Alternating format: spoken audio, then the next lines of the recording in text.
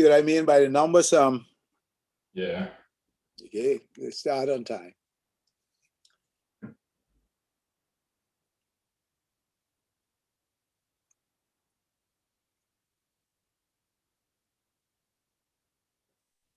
see a fair amount of medical students on there.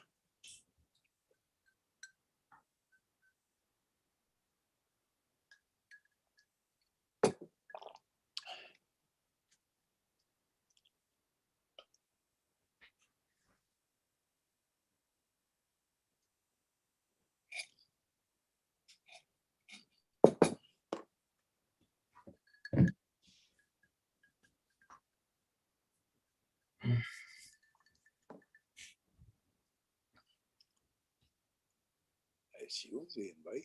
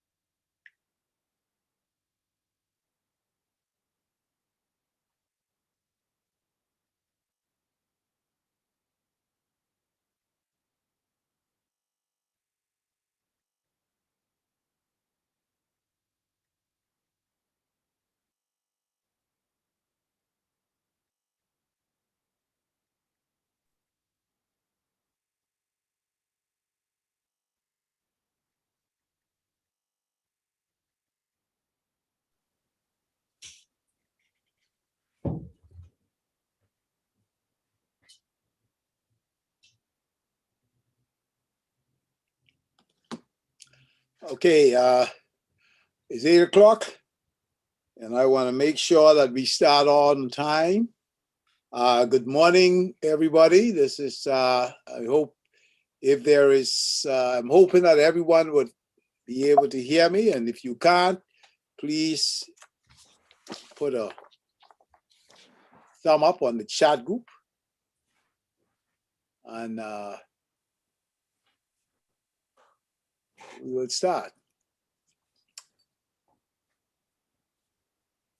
So good morning, everyone.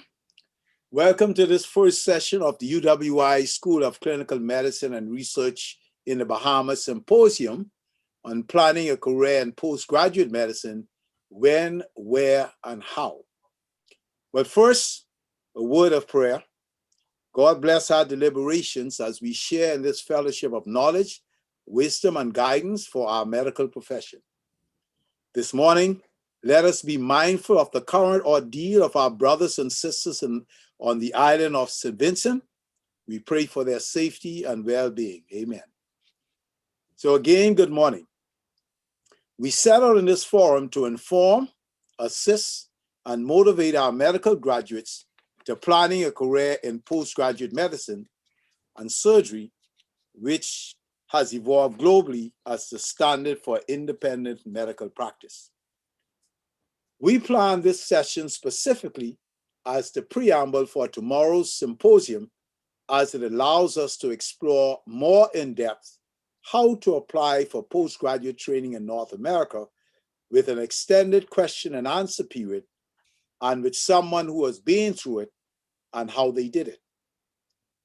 It is within this context I am pleased to introduce our speaker this morning, a proud graduate of the Grand Bahama Catholic High School on the island of Grand Bahama, to complete a Bachelor of Science degree at the University of Bahamas, then moving directly to UWI Faculty of Medical Sciences, graduating in the class of 2016 as the top performing student in the final MBBS exams of his graduating class in the Bahamas, and with the mark of a distinction grade stamped on his MBBS degree. Kevin weighed all his options to do postgraduate training during his internship. He had the option of 1, staying at home, enrolling in the DM program of the Faculty of Medical Sciences at UWI, or 2, go the British route, undertake the membership exams to be eligible to train in the UK, or 3, go the USA route to study for his USMLE exams, apply to join the match, and let God do the rest. But Kevin, on completing his internship, proceeded to do all 3.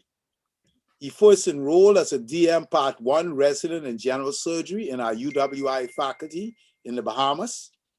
And then he prepared for and successfully passed his MRCS postgraduate diploma in general surgery from the Royal College of Surgeons of Edinburgh in 2019. And simultaneously, he prepared and wrote the USMLE exams during the Step 2 in 2018 and the Step 1 in 2019, and then applying to the USA match. He was accepted in the Morehouse School of Medicine as a preliminary general surgery resident in July 2020, and then accepted to be a categorical general surgery resident in Long Island, New York, as of July 2021. So let's welcome Dr. Kevin Carroll.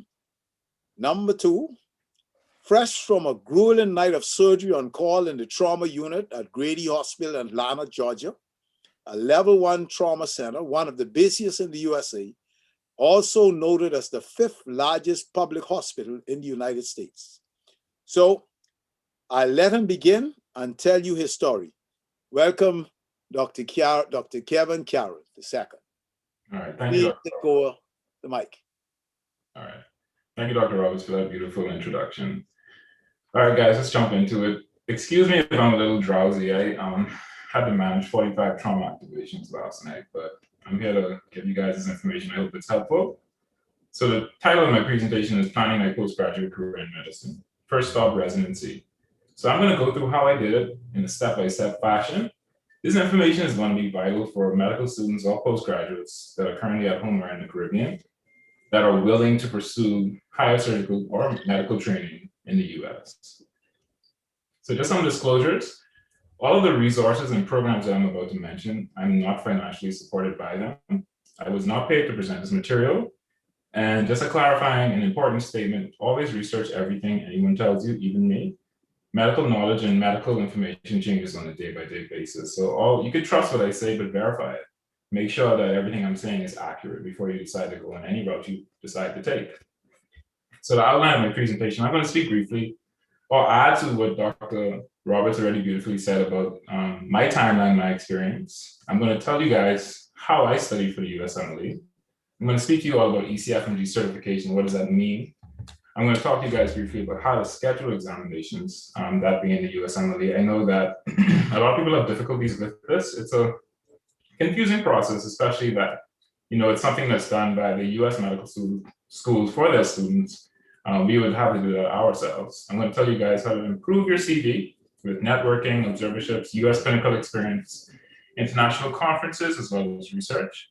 I'm going to tell you guys about the match. I'm going to go through it in intricate detail so you can have an understanding of it.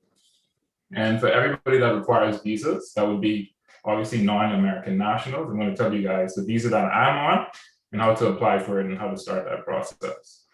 I'm also going to briefly compare the UK as well as the DM program, speak about some pros and cons, seeing that I was intimately involved with pretty much every route. I'm going to talk about my future plans, and we're going to have an extensive question and answer session that I hope is beneficial to you guys.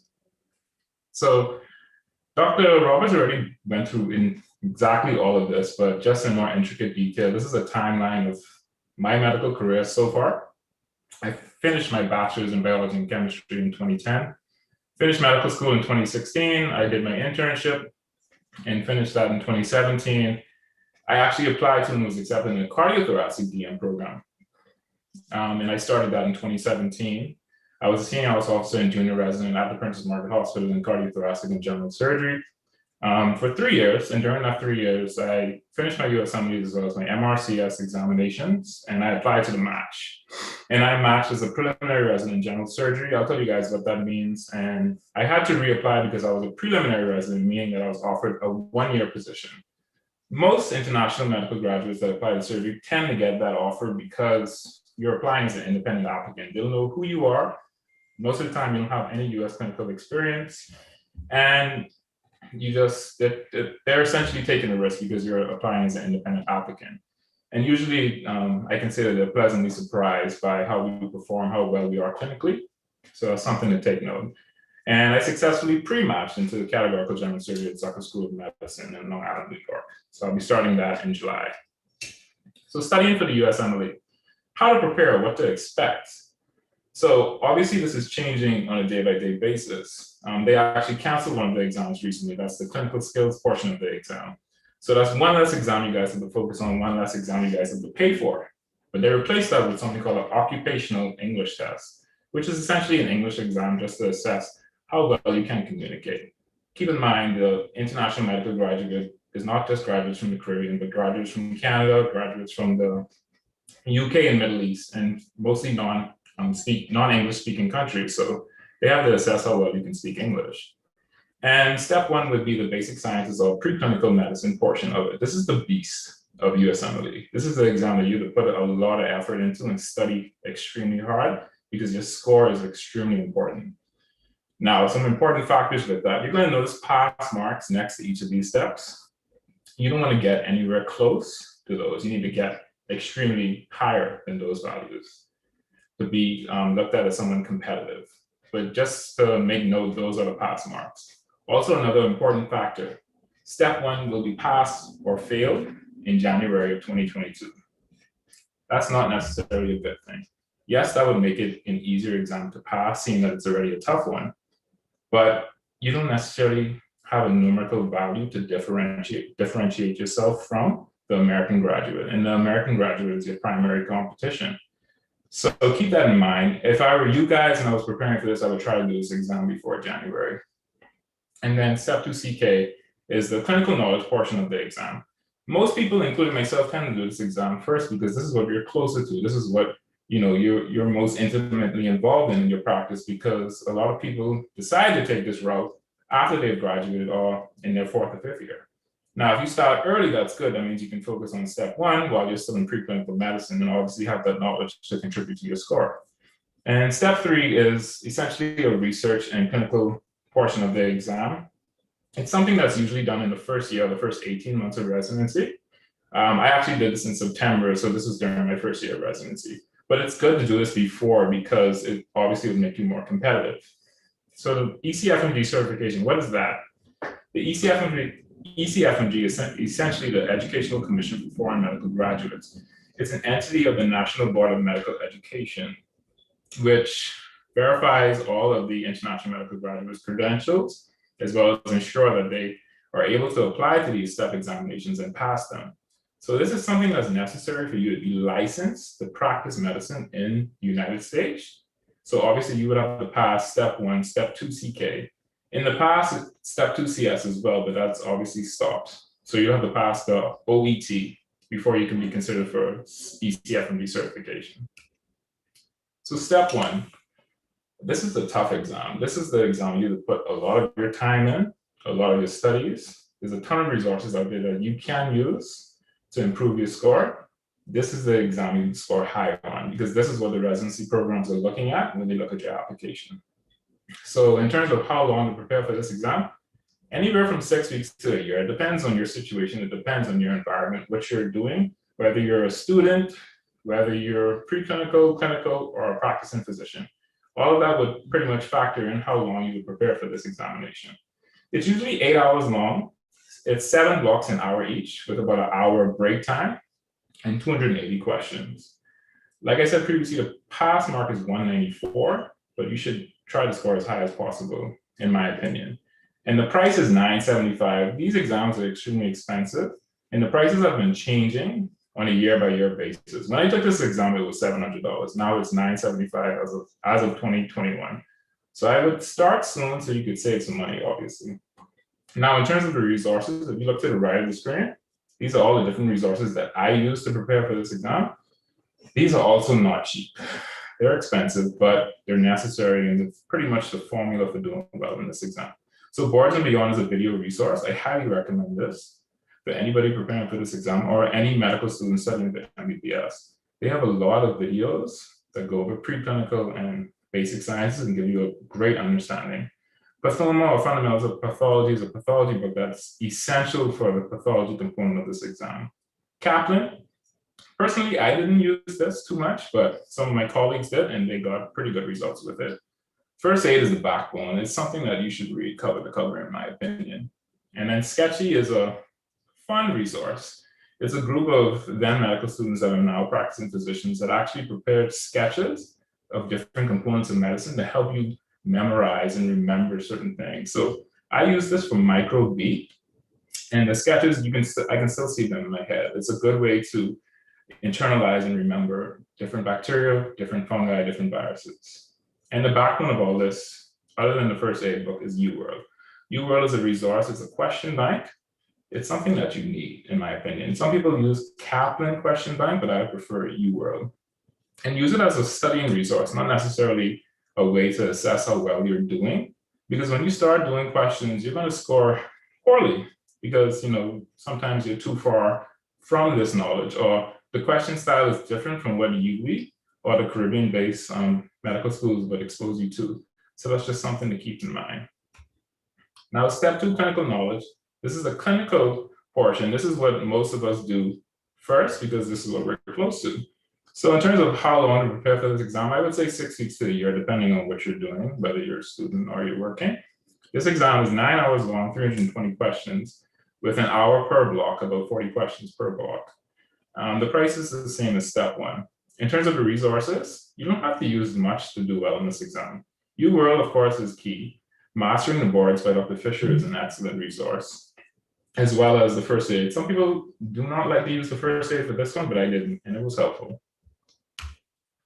Now, how do you know how well you're doing? You can use UWorld to assess how well you're performing, but it can be discouraging because those questions are hard.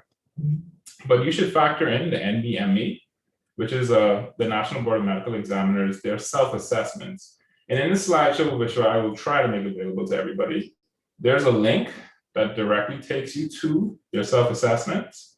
They have self-assessment or practice exams for each step, step 1 and step 2 CK.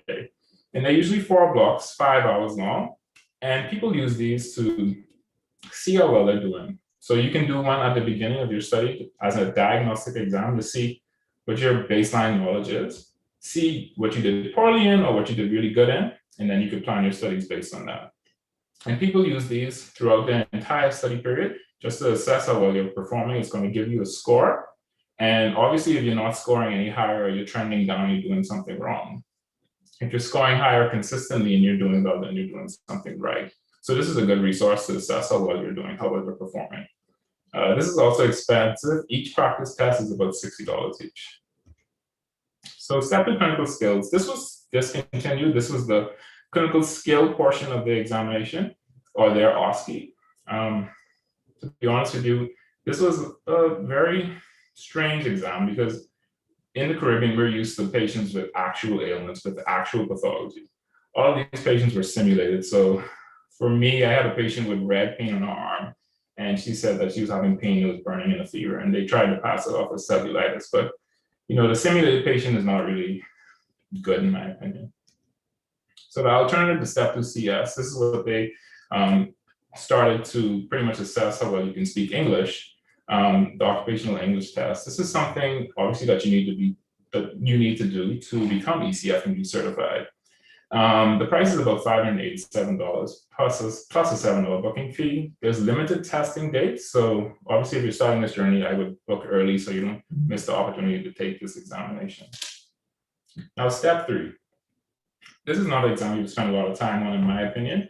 I would say 6 weeks or less to study for this exam, because after you have done all the other steps, you pretty much understand the style of question, how to prepare for these exams properly.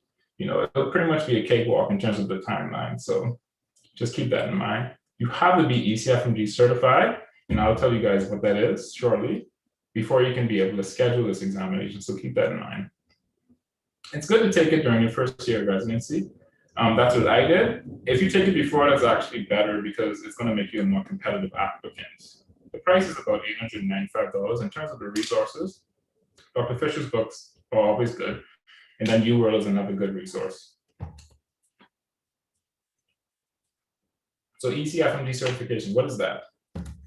So the ECFMG is a body that, like I said previously, checks all of your credentials, checks all of your medical transcript, as well as your degree if you already graduated, and pretty much informs the National Board of Medical Education in the United States that you're able to practice in the United States, that your medical school was accredited and they taught you well and you scored well and you didn't fail anything consistently and you actually completed medical school.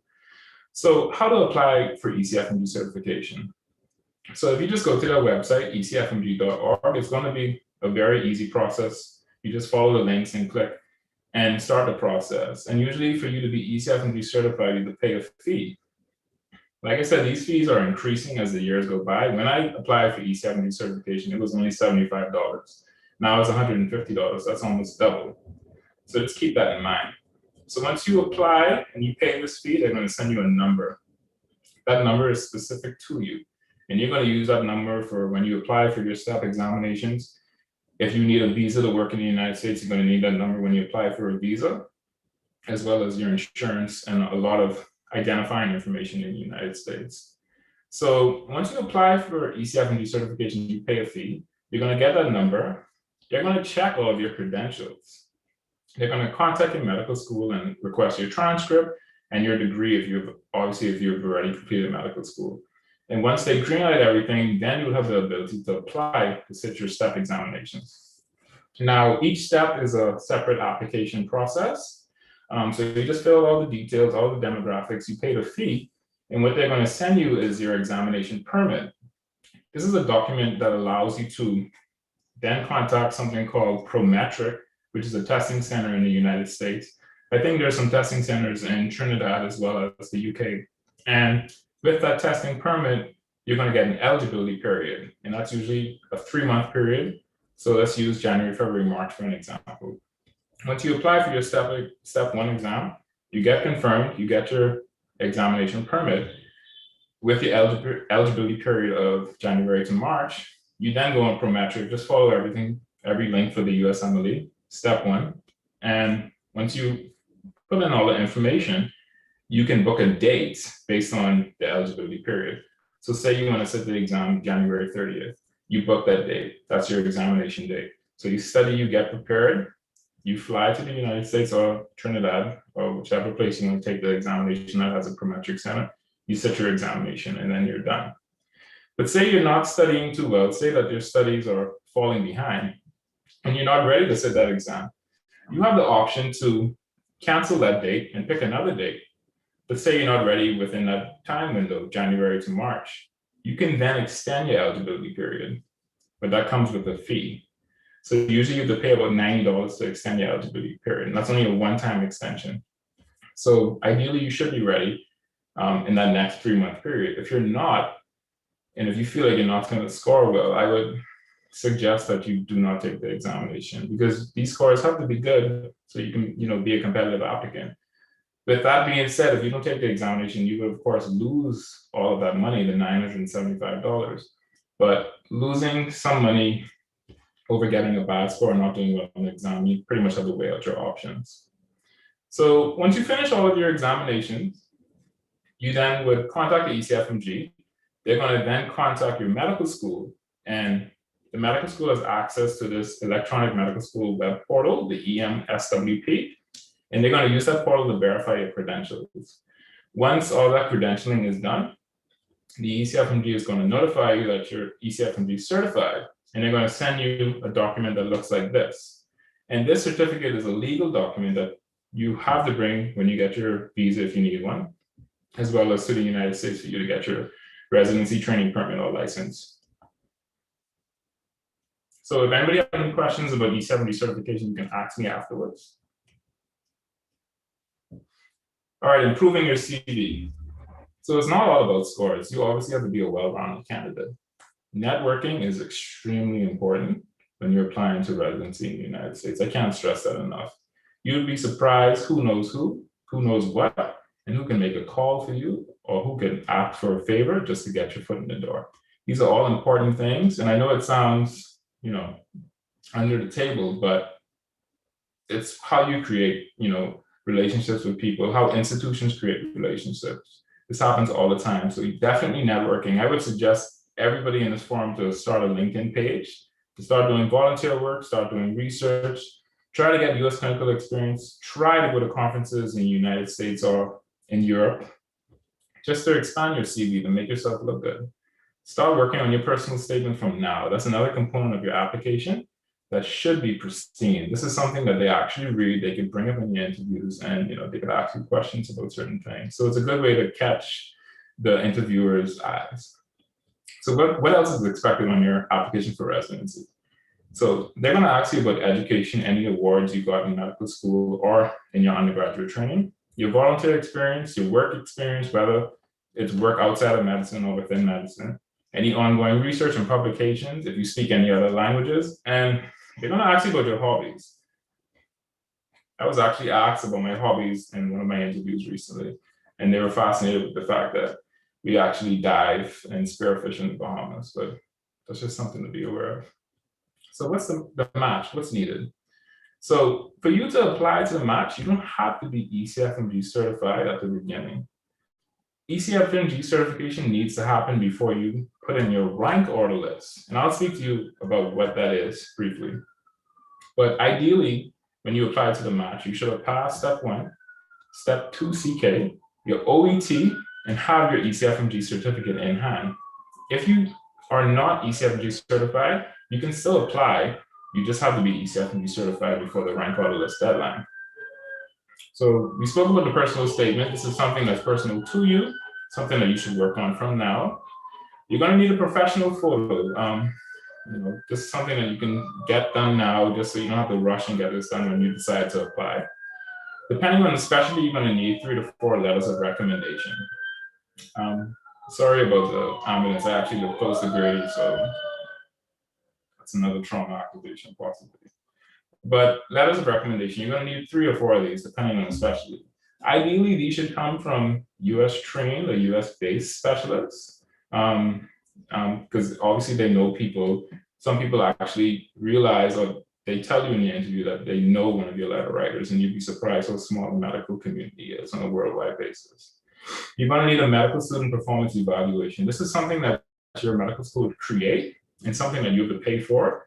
You can start this process early if you are a graduate, or even if you're, so if you're a graduate, you can start this process early, because this tends to take a while.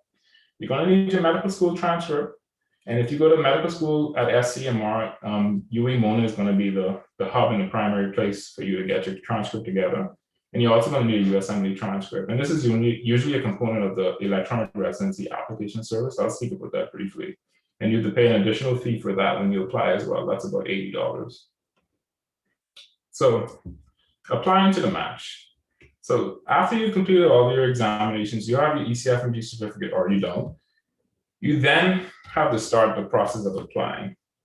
So applying usually happens over a certain time period. Usually applications start from June until September. So in June, you would have to purchase something called an ERAS token. I can't remember the price of that right now, but ERAS is essentially an electronic residency application service. It's a company under the AAMC, or the American Medical Association, that pretty much organized all of your CV, all of your application details, your USMLE transcript, your medical school transcript, your MSP, your personal statement. Everything can be uploaded to that resource. And usually you would start the uploading process from June. You can request letters of recommendation from the attendings or consultants you would like them to come from. And that's done through the service as well. And you can also look at programs that you're willing to apply to. Now, as an international medical graduate, you should apply broadly just to increase your chances of matching. Applying to multiple programs is a very expensive component of this whole process. You can spend anywhere from $2,000 to $8,000, $9,000 just on applications alone. if you apply very broadly. So some people apply to like 100, 200 programs. Some people would even apply to 300 programs. And obviously that would come with more money. Just to share some personal details, my first time applying, I think I spent over $4,000. And then my second time applying, I spent about $3,500. So it's a very expensive process. So you apply, you have everything together, you submit your application. So the match timeline. Applications usually go in around the end of September. This year, because of COVID, they actually went in around mid-October. So once you submit your application, it's a waiting game after that.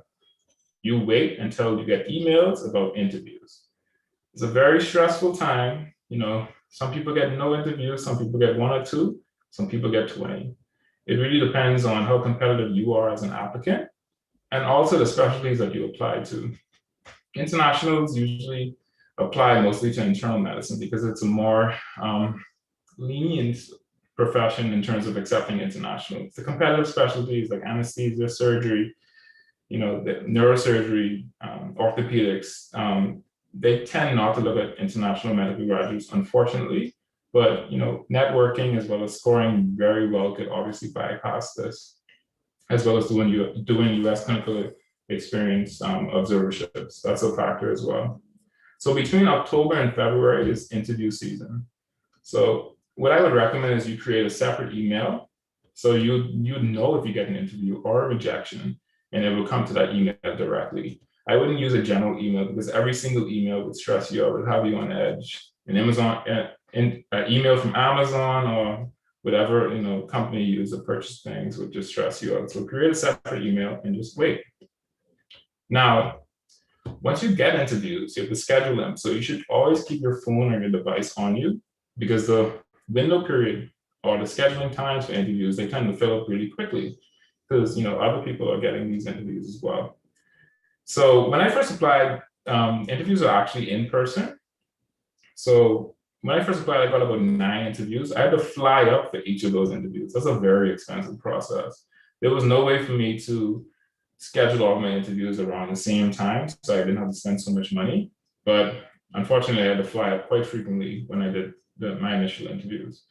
This year, because of COVID, interviews were virtual. So that's obviously something that helped save money. But because of that, you know, the US graduates applied very broadly. Usually they don't apply so broadly. The US graduates would apply to like 20, 30 programs versus the international medical graduate, they would apply to 150 to 200 programs. And most of the time, the US grads are getting like 20, 30 interviews versus the IMD, they're not getting as much interviews. So if you just think about it, that obviously would cause a deficiency in the amount of interviews that an international grad would receive because the American grads were applying so broadly this year that a lot of people actually complained that they were not getting any interviews because of the American grads pretty much taking up all of the interviews. So the virtual thing is good and bad. Good in the sense that you're not going to have to spend so much money on that, but bad because the US grads obviously were taking up all of the interviews. So that's just something to keep in mind. So preparing for interviews, there's a lot of video resources online. You could practice with your friends. You know, you have to practice. That's the most important thing because the programs are really going to gauge you as a person as well as a candidate on how well you performed in an interview, how comfortable you are if they give you any clinical situations. Anything can happen in the interview. They can ask you about hobbies. They can ask you about your significant other. They could ask you to explain, you know, your medical school training because sometimes they just don't understand the MBBS degree. Or they can ask about any little thing on your application, your personal statement, something that you said in your personal statement, your scores, anything. So just keep that in mind. You have to know your application inside and out just to have a good understanding of it. So obviously, if you get a ton of interviews, the chances of you matching are going to be exponential. If you get 1 interview, the chances of you matching is going to be less. But I know many colleagues that only got 1 interview and they're currently residents in the United States. So all you need is 1 sometimes. It could be that lucky one. So don't be discouraged. Now, there's also something called SOAP, or the Supplemental Offer and Acceptance Program, that usually happens during match week if you go unmatched. So usually the Monday of match week, you would find out whether or not you'd match. And then that Friday, you would find out where. On Monday, if you don't match, you have between Tuesday and Thursday to soak or scramble into a program. So the NRMP would essentially, that's a National Residency Matching Program. They would essentially post a list of all of the unfilled programs if you don't match, and you can use the ERAS resource to apply to these open positions. And you have to be, on edge, you have to be prepared, because you can get a random phone call at any moment with an offer, or you can get a random phone call for a phone interview. So that's something that they use to pretty much help incoming residents that were unsuccessful in the match to get an opportunity to get a position. I actually have a colleague over here who's an integrated plastics resident, and they were applying to general surgery and plastics, and they went unmatched, and they got an integrated plastics position in the SOAP. So some people can really win from the SOAP. It's a double-edged sword. So let's speak about the visa. So usually there's two visas if you require a visa to train in the United States. It's a J1 or H1B. I'm currently on a J1, so I know more about that type of visa. I have some colleagues on an H1B, and an H1B is essentially a visa that the program would sponsor directly, versus a J1 is what the ECFMG would facilitate in the sponsoring process with the institution that you've matched at. So for the J1 visa, it's under the Exchange Visitor Sponsorship Program. This is a program that pretty much would respect and influence cultural diversity. So that's how they justify allowing foreign grads to train in the United States. So for the United States to get more culturally diverse. And with this visa, there's usually a 7-year cap on your training timeline. So you have 7 years to complete your program, and then you would have to go home for 2 years to give back to your country. That's the restriction they have with this visa. Now you can get an extension. So for me, my general surgery residency is 5 years, and then my cardiothoracic fellowship, which is what I'm interested in, would be an additional 3. So that's 8 years. So I would need an extension at some point for my training. But this can be done and facilitated once the program director of your respective program signs off on that. So the visa process, essentially, when you match, you're going to get a contract in the mail. You have to sign your contract. And when you sign a contract and send it back to the program, they have the training program liaison. They're going to upload all the information to something called EVNet, or Exchange Visitor Network, on the ECFMG website. They're going to send a message to you to upload your required documents, including your version of your contract, your CV, as well as any information for your dependents. If you have a spouse or if you have children, if you match and you get your J1 visa, they can get a J2 visa, which would allow them to come to the US and work as well. For this process, you're going to need something called a statement of need, which is a document that the Ministry of Health produces, which essentially says that there's a need for, I guess in my opinion, for general surgeons or internal medicine doctors or anesthesiologists. This document is going to be sent to the ECFMG. And once they have all of that information, including your statement of need, then your visa would be approved. They're going to send you something called a DS-2019, which is your work authorization document. This document is what you need to be able to practice as well as get a medical license in the United States. Now, the DS-2019 is what you're going to take to the US Embassy to get your J1 visa stamp.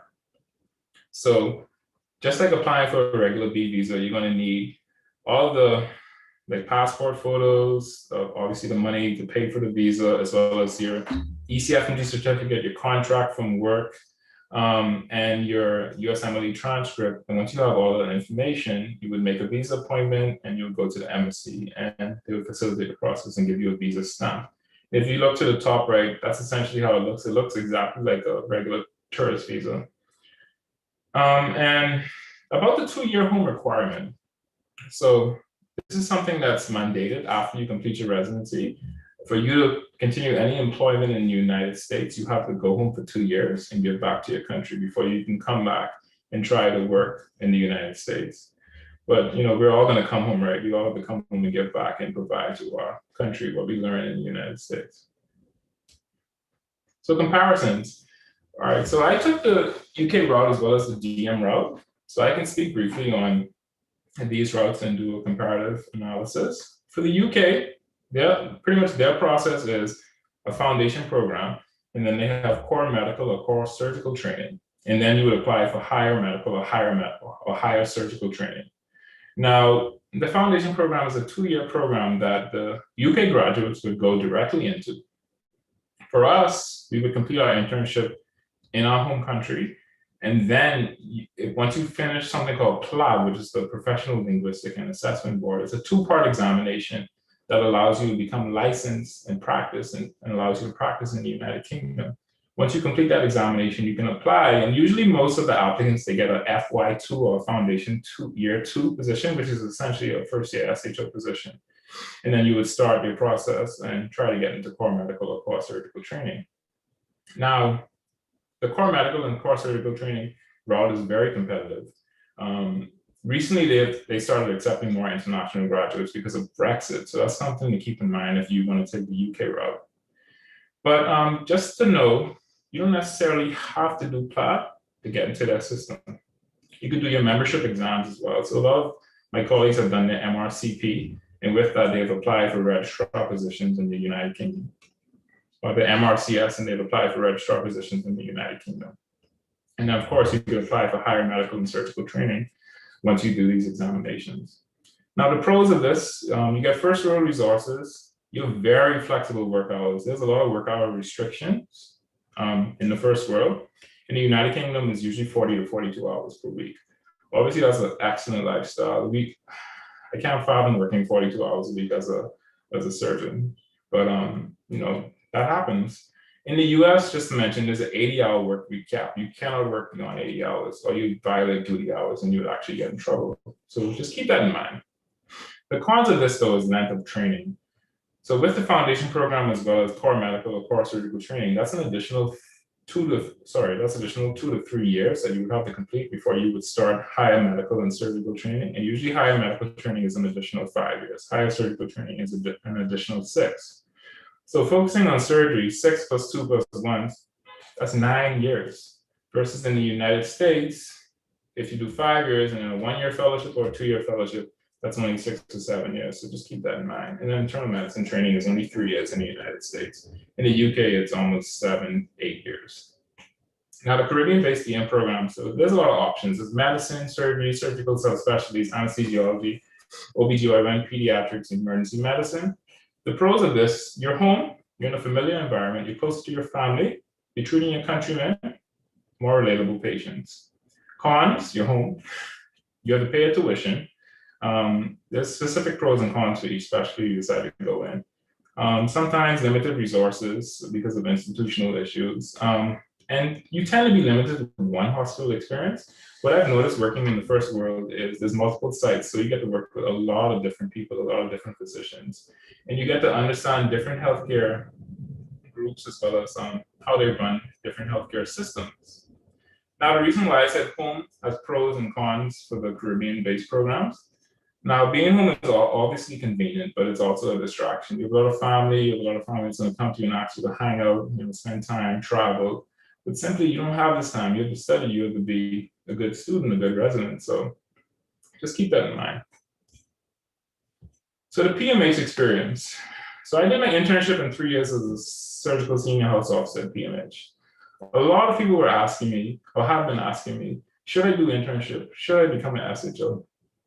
I think this is a very controversial topic. Some of my colleagues actually did not do internship.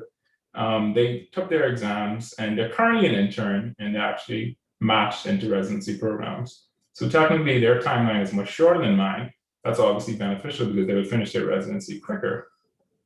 But without doing these things, your clinical experience is going to be less and you're pretty much going to start out similar to your resident colleagues when you start your program. Now for me, I did internship in 3 years as a senior health officer. My technical skills were beyond my colleagues. They actually called me chief turn in the hospital because I operate and I perform as well as a chief, but I'm only an intern because I'm a first year resident. So, the attendings as well as the chief residents and senior residents will give me a lot of autonomy because they know that I have training before my US program. So obviously that's beneficial. But if you're not set in stone and staying home, you're losing a lot of time. So I spent 4 years home. That's 4 years that could have contributed to a residency in the United States. So just keep that in mind. You want to finish these residencies as soon as possible so you can start your life. You can start focusing on family as well as other aspects of life. So should you do an internship? I think that's base. You should really sit down and think about it, weigh your options, and see if you really need to. So my future plans, I plan to be board certified in general surgery. I plan to do a fellowship after my general surgery residency in cardiothoracic to focus on adult and robotic surgery as well as minimally invasive surgery.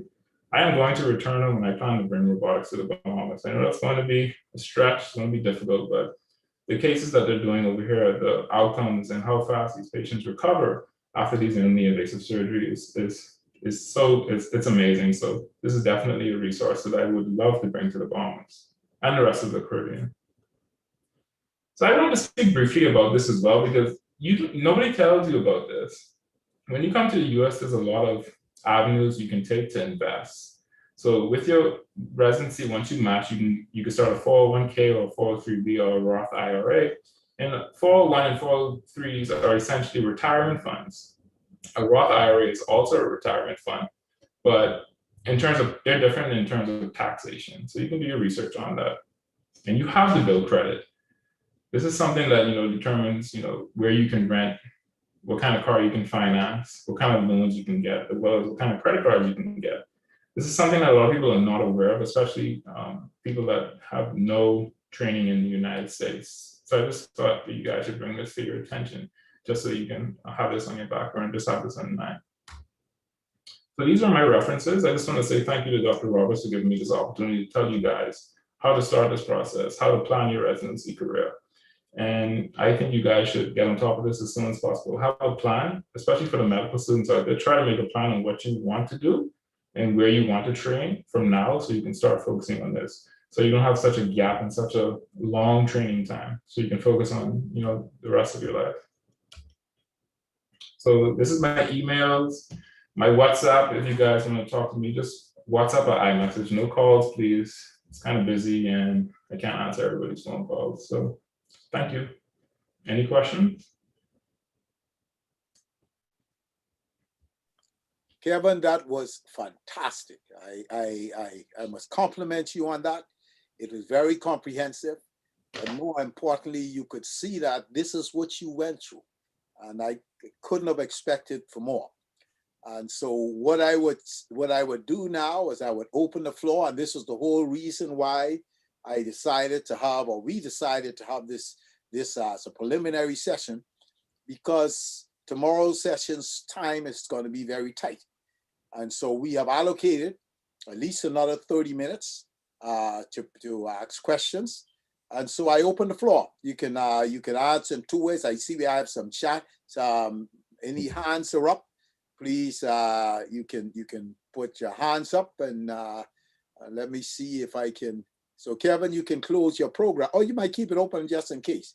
But we're back to open screen, and I'll leave it up to you. And so good morning again, everyone. And I see one hands up there already. Brother Moore, can you turn on your mic? Good. Proceed, Dr. Frankson. I think that's you. Yes. Thank you so much. I agree with you, Dr. Roberts. That was really an excellent presentation, very comprehensive. I have no questions for Kevin. He's been one of my favorite star academicians. I just want to wish him the very best, and I'm glad for his intention to come back home and bring the resource that he so loves and admires. So I just want to wish him the very best. Wish you the best, Kevin. Thank you, Dr. Franklin. Please, I'm very pleased. I see we have some almost 140 folks who are enrolled on the Zoom. Please, any questions, or you can put something in the chat group. So someone asked Kevin, they missed the beginning of your presentation. Where do you practice? Where are you right now? I practice at Grady Memorial Hospital in Atlanta, Georgia. as well as some surrounding hospitals, the Veterans Hospital, as well as Emory Decatur Hospital. Okay. Kevin, there's another question that says from Marie Taylor. Good day, excellent presentation, Dr. Carroll. Can you advise on how best to get observerships? Networking, use people that you know. So I'm an avenue for observerships at Morehouse as well as at Grady. I've met a lot of attendings and they're very open to working with medical students. There's a lot of American attendings that are actually international medical graduates that are helping and try to help IMGs. So just send me an email. I can help arrange an observership at Grady with Morehouse or Emory if you're interested. Right now, they're not doing anything because of COVID. But I've created some great relationships with the attendings here. So just anybody could reach me by my phone number as well as my emails, and you could work something out. So you have the network, you have to obviously talk and use your resources. I just want to make a comment on that. One of the things, and I particularly want to make this comment for the medical students, that they have an elective period. And I usually tell them that this is your time to go and do observership. This is the time to make your contacts, but you have to plan early.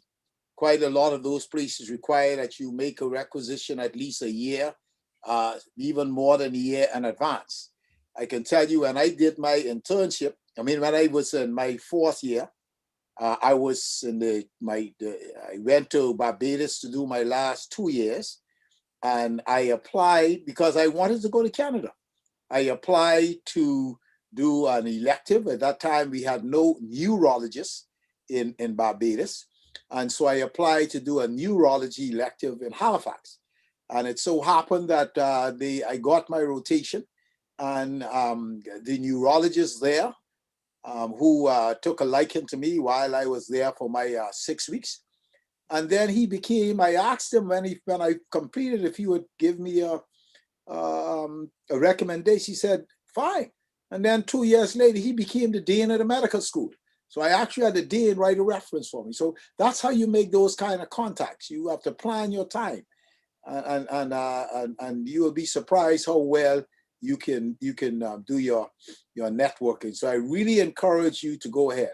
Similarly, in postgrad students, if you're on a DM program, that you can have up to 3 years that you can take, a year, 2, or maybe even request for 3 years, in which you can go ahead and do an observership, or depending where you go, you might actually be an integral part in getting real hands-on experience during that year.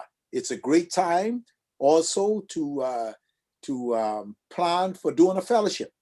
So I really want to make that suggestion that you should look at this whole issue of observership and using your elective time adequately.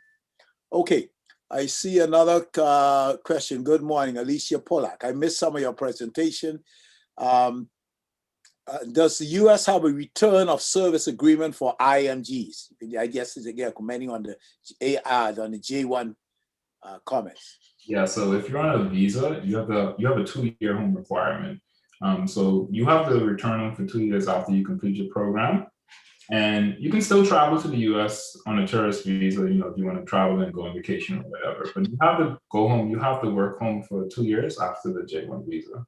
Sometimes this is waived for certain circumstances. Like some people may face political or just different scenarios that can affect them negatively, and some people get this waived. But you should desire to come back and get back to the Bahamas.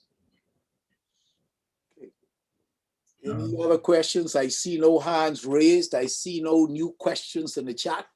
I just want to inform you that we have recorded this session, and I will send out a link for you if you want to, for those who want to see it again, or for those who have heard and wanted to see it, it'll be made available. Andrea Maki, your hand is up. You can speak. Unmute your mic and speak, or just send a question in the chat. Good morning. Thanks, Dr. Roberts. Dr. Carroll, excellent presentation as always. It was a bit in and out for me because I know you had mentioned about persons not doing internship, but I know you mentioned that your time as an SHO actually served you well in terms of clinical skills and stuff like that. So I just want to ask for interns now who are querying if we should take a year off and just like hit the books hard for our exams, or if we should pursue our SHO spot. What would be your recommendation now that you have matched and are in a program?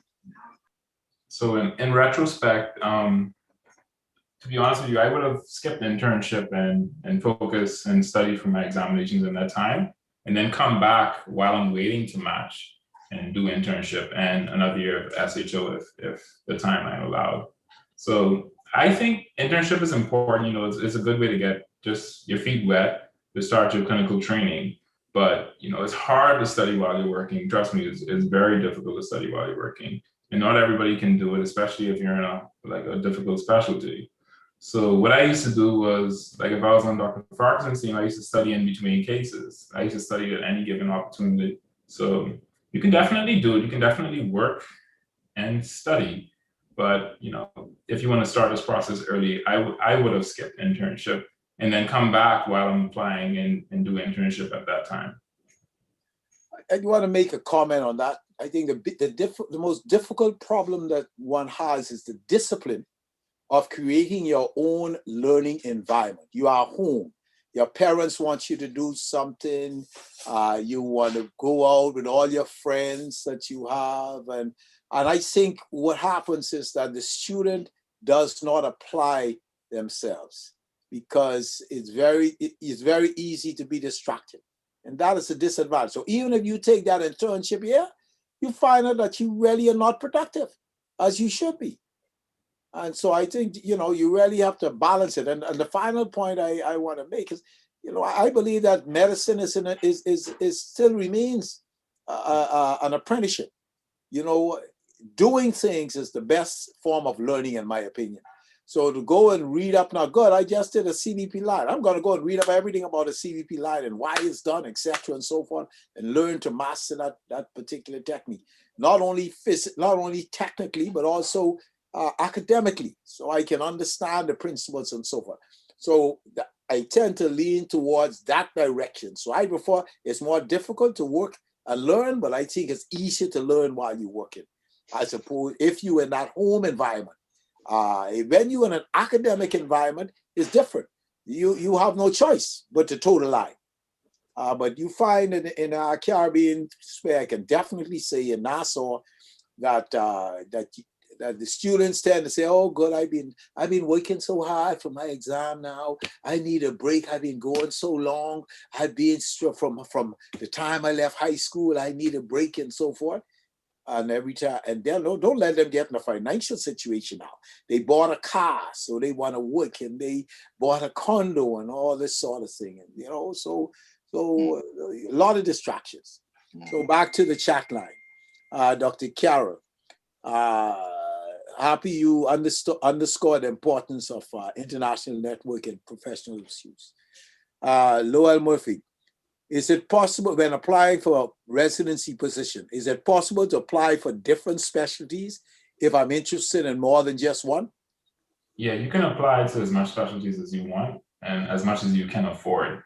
Of course, you would have to have different letters of recommendation for each specialty, different personal statements for each specialty, so just keep that in mind. I have colleagues that applied to 3-4 specialties, interviewed at those 3-4 specialties, and they ultimately ranked which they preferred to match to, and they obviously matched their preference. Another thing I wanted to mention about working, I don't know if you guys noticed, but this is a very expensive process. So for me, I funded all of this myself, and I had to save a ton of money, and I had to work to be able to afford this. So just keep that in mind. If your financial situation allows, you know, you can take time off, you can study, but if you have the work to pay for all of this, then obviously you would have to take that route. Dr. Frankson? Yes, sir. Dr. Carroll, when I'm almost 70 now, like another friend of mine. We're coming from a different era when all you had was EFMG, and maybe if you wanted to go to the West Coast, you also did VQE. But all of those are not even things anymore. EFMG is actually the institution now. But the question I wanted to ask is because something that we were encouraged to do, but not very well, not very much. We were actually told that patriotic duty is to stay in our countries because, of course, the need was even greater then. But what we were encouraged to do was to try to do the exam while we were doing our MBBS. Could you comment on that and whether you wished you had done that? Yeah, so actually that would be the ideal situation. Obviously our curriculum for MBBS and the USMLE program is different. So you kind of have to squeeze in the time and figure out a schedule to do these exams while you're still in medical school. Obviously, if you can make that happen, then you could apply to the match straight up, like as soon as you graduate and be able to start your residency immediately. I've had colleagues that have done that, 1 or 2 people, and they're currently PGY 3 residents in surgery. So they're 2 years ahead of me because they did their exams during medical school. I would have definitely done that if I knew that. So that's the next thing. Like I wasn't aware of all this. I didn't know about the process, and that's why this presentation is so important. Like I had no idea what happens after you finish medical school. I just, knew you had to do an internship and then you start working at PMH and then what? So it's good to have these type of forums so you can have an understanding of what to do, how to do it, and then make your plan. I think that Dr. Brown's question as well, when she spoke about in the chat group about timing the exams. Yeah, I think it's definitely good to time the exams during medical school. So I would do, if I could start over, I would do step 1 after year 2, try to do step 2 during year 4, and then they don't have CS anymore, but yeah, and then do your OET around that time as well.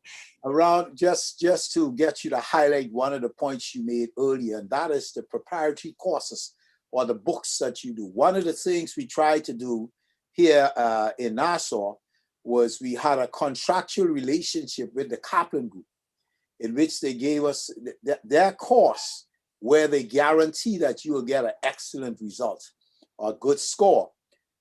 It cost somewhere in the range of about over $3,000.